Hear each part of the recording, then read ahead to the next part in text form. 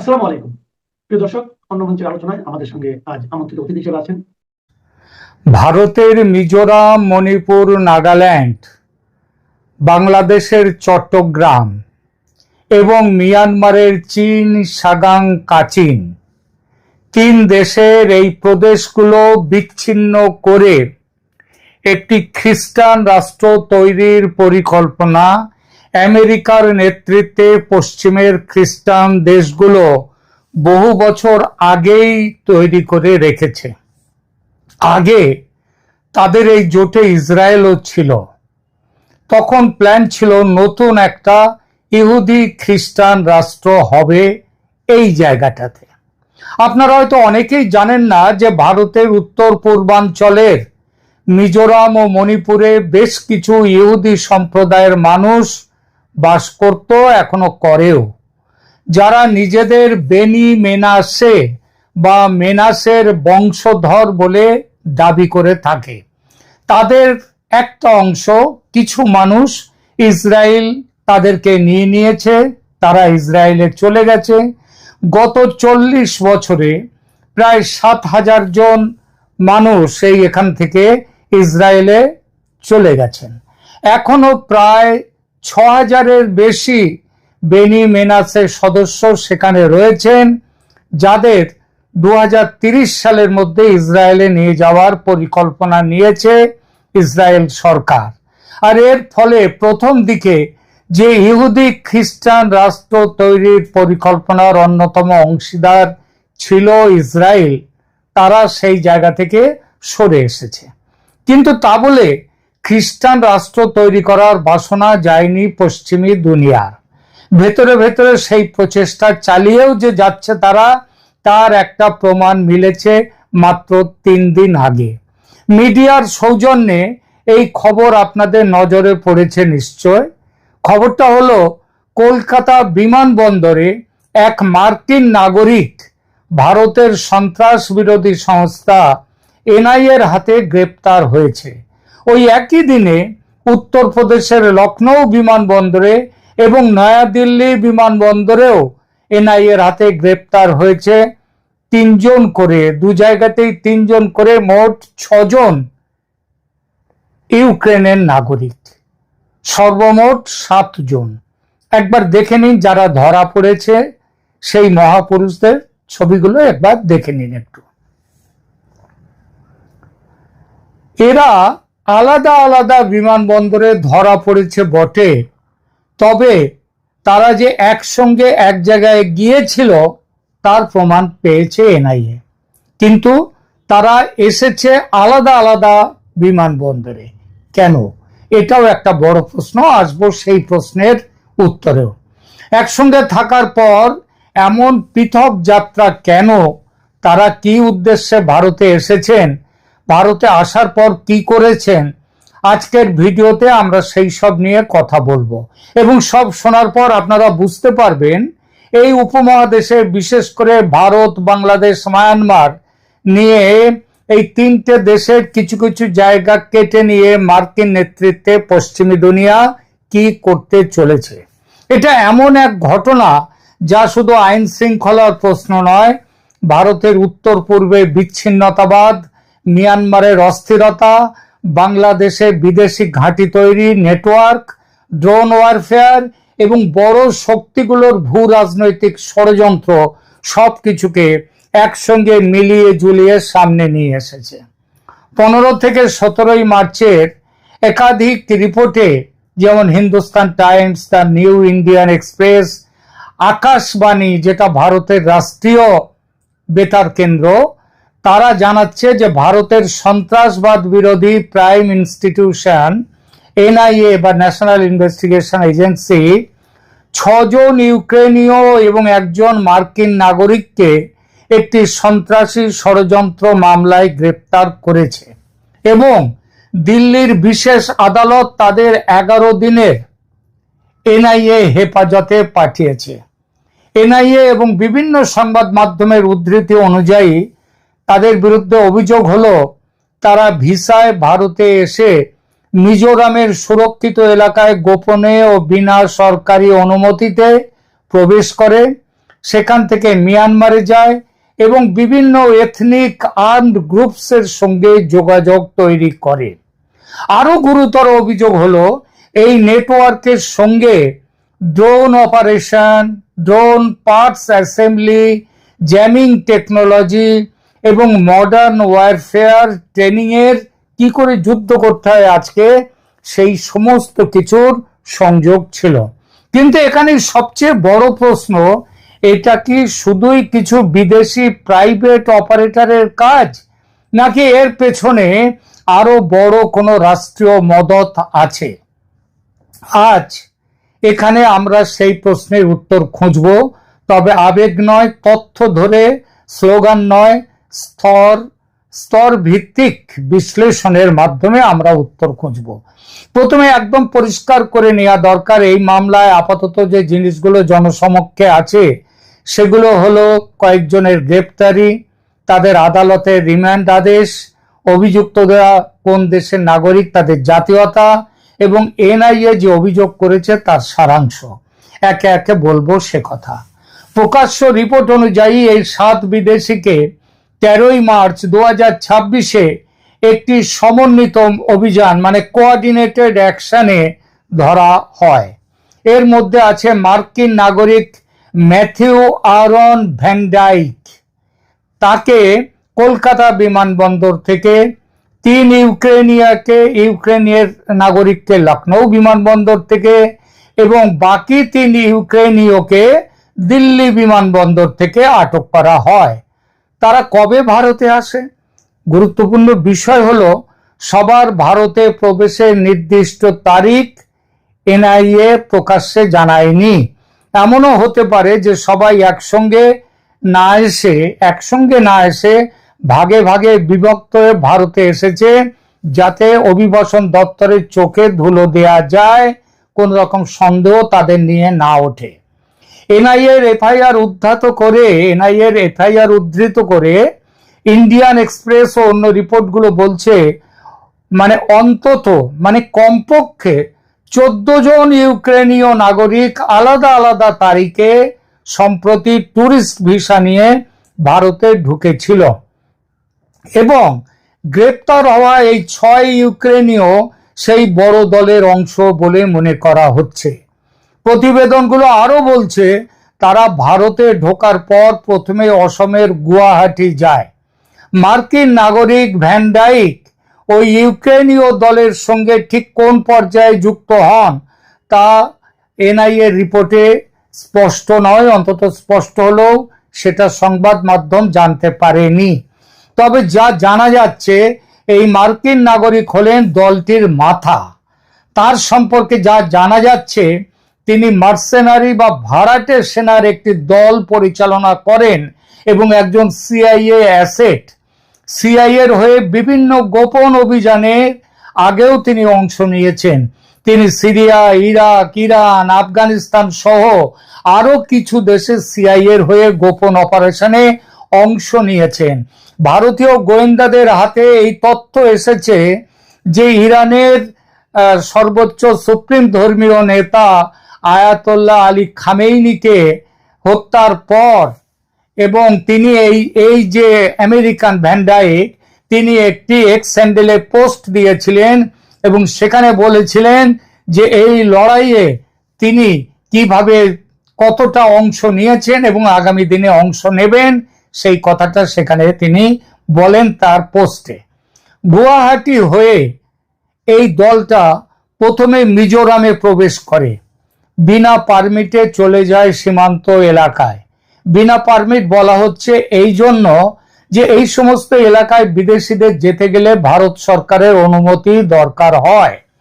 আদালতে এনআইএর সাবমিশন থেকে জানা যায় মিজোরাম থেকে এই দলটি এবং এই দলে কতজন ছিল সেটাও কিন্তু চার্জশিটে আসেনি, আস্তে আস্তে আসবে। এই দলটি এবং সঙ্গে আরো কয়েকজন সদস্য মিয়ানমার চলে যায়। সম্ভবত দলের কয়েকজন সদস্য মিয়ানমারের থেকেও গেছে, কারণ 14 জনের দলের 7 জন ধরা পড়লেও বাকিদের হাল হকিকত এখনো কিন্তু পাওয়া যায়নি। এনআইএর সন্দেহ এরপর দলটির একটি অংশ কয়েকজন ওখানে থেকে যায় মিয়ানমারে, এবং মিয়ানমারের যে চীন প্রদেশ আছে, চীন এবং বাংলাদেশের যে বর্ডার, সেই বর্ডার দিয়ে বাংলাদেশের পার্বত্য চট্টগ্রামে প্রবেশ করে, ওই বান্দরবান এলাকায়, এই সমস্ত এলাকায়। তাদের কয়েকজন বাংলাদেশে থেকে গেছে বলেও প্রাথমিক সূত্রে খবর পাওয়া যাচ্ছে। প্রকাশ্য রিপোর্ট বলছে গুয়াহাটি থেকে তারা মিজোরাম যায়, কিন্তু ফরেন ন্যাশনালসদের জন্য দরকারি যে restricted area permit, protected area permit, সেটা তারা নেয়নি। তার মানে তারা অবৈধভাবে মিয়ানমারে প্রবেশ করে, এবং সেখানে এথনিক আর্মড গ্রুপস, এরা কারা? মূলত খ্রিস্টান বিভিন্ন সংগঠন, তাদের সঙ্গে যোগাযোগ করে, এমনটা কিন্তু এনআইএ আদালতে তাদের সাবমিশনে বলেছে। কিন্তু ঠিক কোন দিন তারা মিজোরামে ঢোকে বা ঠিক কোন দিন মিয়ানমারে যায়, সেই নির্দিষ্ট তারিখগুলো এখনো জনসমক্ষে প্রকাশ করা হয়নি। কিন্তু রিপোর্টে বলা হয়েছে তারা মিজোরাম হয়ে মিয়ানমারে একাধিকবার যাতায়াত করেছিল, বাংলাদেশেও গিয়েছিল, কিন্তু সেসব সফরের তারিখও প্রকাশ্যভাবে দেয়া হয়নি, হয়তো আস্তে আস্তে বেরোবে এখন পর্যন্ত। কারণ যত তদন্ত হবে, যত তাদেরকে জেরা হবে, তত তো খবর বেরিয়ে আসবে। এখন পর্যন্ত সবচেয়ে নির্ভরযোগ্য যে টাইম লাইন, সেটা হলো আলাদা আলাদা তারিখে কমপক্ষে 14 জন, মানে তার থেকে আরো বেশি থাকার সম্ভাবনা। তারা ইউক্রেনের অধিবাসীরা টুরিস্ট ভিসা নিয়ে ভারতে আসে দিল্লিতে, তারপর তারা গুয়াহাটি যায়। দিল্লি ছাড়া অন্যান্য বিমানবন্দরেও এসেছে কিনা সেটাও কিন্তু এখন তদন্ত সাপেক্ষ। তা গুয়াহাটি থেকে তারা মিজোরাম যায় প্রয়োজনীয় পারমিট ছাড়া, তারপর মিয়ানমারে অবৈধভাবে প্রবেশ করে, সম্ভবত দলের কয়েকজন মিয়ানমারে থেকে যায়। এরপর তারা সবাই কিংবা কয়েকজন বাংলাদেশেও আসে, সেখানে দলের অন্তত 3 জন সদস্য থেকে গেছে বলে খবর পাওয়া যাচ্ছে। তারা মিশে আছে চট্টগ্রামে ডেরা বেঁধে থাকা মার্কিন সেনাদের সঙ্গে। বাংলাদেশ থেকে দলের এই 6 জন যারা ধরা পড়েছে, তারা এবং তাদের নেতা মার্কিন মার্সেনারি ম্যাথু আরন ভ্যান্ডাইক গুয়াহাটিতে ফেরে, গুয়াহাটিতে একত্র হয় ও সেখান থেকে কলকাতা, লখনৌ ও দিল্লির বিমানে ওঠে 13 মার্চ 2026-এ। আর সেদিনই তাদের এই 3 বিমানবন্দরে গ্রেপ্তার করা হয়। কেন তারা কলকাতায় আসে? কারণ সন্দেহ করছে এনআইএ যে কলকাতাতেও তারা সন্ত্রাসী কর্মকাণ্ডটার একটা সেন্টারের মধ্যে কলকাতাকে রেখে দিয়েছে। অর্থাৎ কলকাতায় যে সন্ত্রাসী গোষ্ঠী আছে তাদের সাথে তাদের যোগাযোগ আছে, এবং তার জন্যই তারা কলকাতায় এসেছিল কিছু নির্দেশ কিংবা কিছু খবর দেওয়ার জন্য। এছাড়া লখনৌতে, সেখানেও তাদের যাওয়ার কারণও হচ্ছে এইটা, লখনৌতেও রয়েছে তাদের নিজেদের লোকজন, আর দিল্লিতে তো আছে, দিল্লির বিমানে তারা উঠেছে এবং ধরা পড়েছে। দ্য নিউ ইন্ডিয়ান এক্সপ্রেস লিখেছে 7 বিদেশিকে দিল্লির এনআইএ আদালতে তোলা হয়। আদালত তাদের 27 মার্চ পর্যন্ত এনআইএ হেফাজতে পাঠায়। আর এএনআই তাদের রিপোর্টে বলা হচ্ছে এই বিদেশি নাগরিকদের ethnic wire groups of Myanmar, মানে খ্রিস্টান বিভিন্ন গ্রুপ তাদের সঙ্গে যুক্ত বলে এনআইএ অভিযোগ করেছে, এবং তাদের বিরুদ্ধে দেশকে বিচ্ছিন্ন করার চক্রান্ত এবং UAPA unauthorised activities prevention act সহ একাধিক গুরুতর ধারায় তাদের বিরুদ্ধে মামলা দেয়া হয়েছে। ইন্ডিয়া টুডে, ইন্ডিয়া টিভি এবং মানি কন্ট্রোল, এই 3টে রিপোর্টেই বলা হয়েছে তারা ভারতে ভালো মাত্রায় অত্যন্ত উঁচু মানের ড্রোনের পার্টস নিয়ে চলে আসে, মায়ানমারে নিয়ে যায়, সেখানকার বিভিন্ন বিচ্ছিন্নতাবাদী ধর্মীয় সংগঠনের সঙ্গে মিলিত হয়, ড্রোন অ্যাসেম্বল করে, ড্রোন ভিত্তিক প্রশিক্ষণ দেয়, সেই সঙ্গে সামরিক কৌশল নিয়ে আলোচনা চলে। বলা যাচ্ছে এনআইএ যেটা বলেছে, এই ড্রোনের পার্টস, ড্রোন যেগুলো, সেগুলো তারা নিয়ে এসেছে ইউরোপ থেকে। এবার আসি এই ঘটনায় সিআইএ ইউক্রেন ও রাষ্ট্রীয় যোগ সাজসের প্রশ্নটিতে, মানে আমি ওই যে বলেছিলাম না, এরা প্রাইভেট অপারেটর নাকি রাষ্ট্র দ্বারা প্রেরিত সংগঠনের হয়ে এরা কাজ করছে, যা এই প্রসঙ্গের সবচেয়ে সন্দেহের ও সবচেয়ে গুরুত্বপূর্ণ বিষয় এটি। গ্রেপ্তার হওয়া মার্কিন নাগরিককে অনেক রিপোর্টে ম্যাথিউ ভ্যান ডাইক নামে চিহ্নিত করা হয়েছে এবং কিছু প্রতিবেদনে তার পরিচয়ে মার্সেনারি মানে তারা হচ্ছে ভাড়াটে সেনা বা সিআইএ অ্যাসেট বলে উল্লেখ করা হয়েছে। সিআইএ মানে আমেরিকার সেন্ট্রাল ইনভেস্টিগেশন এজেন্সি, তাদের অ্যাসেট বলে উল্লেখ করা হয়েছে। ইতিমধ্যেই ভ্যান ডাইকের পুরনো কর্মকাণ্ডের পুরো পরিচয় ভারতীয় গোয়েন্দা সংস্থার কাছে প্রকাশ হয়ে গেছে। ফলে তিনি যে সিআইএর একজন এজেন্ট বা অ্যাসেট, সেটা অস্বীকার করার জায়গায় নেই আমেরিকা। ফলে দিল্লির মার্কিন দূতাবাস বেশ বিড়ম্বনায় পড়েছে। কোনো বিদেশি নাগরিক গ্রেপ্তার হলে সে দেশের দূতাবাসকে সেই সংবাদ অবিলম্বে জানাবার নিয়ম আছে। দিল্লির মার্কিন দূতাবাসকে ভ্যান ডাইকের গ্রেপ্তারি সম্পর্কে জানালে মার্কিন দূতাবাস কিন্তু খুব সতর্ক প্রতিক্রিয়া দিয়েছে। সংবাদ সংস্থা এনডিটিভি জানাচ্ছে, এই গ্রেপ্তারের পরে মার্কিন পক্ষ শুধু বলেছে তারা পরিস্থিতি জানে, কিন্তু প্রাইভেসি রিজনস দেখিয়ে আর কোনো মন্তব্য করেনি। প্রাইভেসি মানে ওরা প্রাইভেট, এই যে ভ্যান ডাইক সে প্রাইভেট সফরে এসছে, সুতরাং সেই ব্যাপারে এরা কোনো মন্তব্য করেনি। মানে সরকার, আমেরিকার যে দূতাবাস, তারা হাতটাকে গুটিয়ে নিল ধরা পড়েছে দেখে।